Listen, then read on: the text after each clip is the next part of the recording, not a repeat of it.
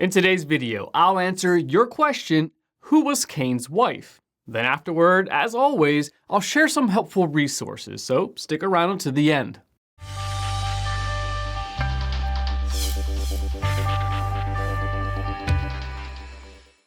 The Bible does not specifically say who Cain's wife was. The only possible answer is that Cain's wife was his sister or niece or great-niece, etc. The Bible does not say how old Cain was when he killed Abel, but they both were likely full-grown adults. Adam and Eve surely had given birth to more children than just Cain and Abel at the time Abel was killed. They definitely had many more children later. See Genesis chapter 5, verse 4.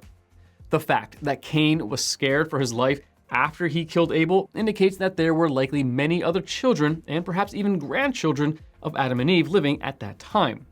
Cain's wife was a daughter or granddaughter of Adam and Eve. Since Adam and Eve were the first and only human beings, their children would have no other choice than to intermarry. God did not forbid interfamily marriage until much later when there were enough people to make intermarriage unnecessary. Leviticus chapter 18, verses 6 through 18. The reason that incest today often results in genetic abnormalities is that when two people of similar genetics, for example a brother and sister, have children together, there is a high risk of their recessive characteristics becoming dominant. When people from different families have children, it is highly unlikely that both parents will carry the same recessive traits. The human genetic code has become increasingly damaged over the centuries as genetic defects are multiplied, amplified, and passed down from generation to generation.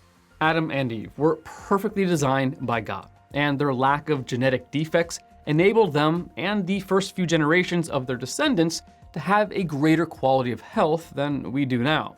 When sin entered the world through Adam and Eve's disobedience to God, it brought sickness, disease, and a compromised bloodline for all their descendants. Their children had few, if any, genetic mutations, therefore they could intermarry safely. Want to learn more? Subscribe so you don't miss the next video. Visit gotquestions.org for more good content and check out the details below this video. There you'll find one book I recommend along with several links related to questions. If you'd like to learn about Bible Munch or if you're interested in bite-sized devotionals, subscribe to Bible Munch on YouTube. It's linked right here. Now remember, got questions? The Bible has answers. We'll help you find them.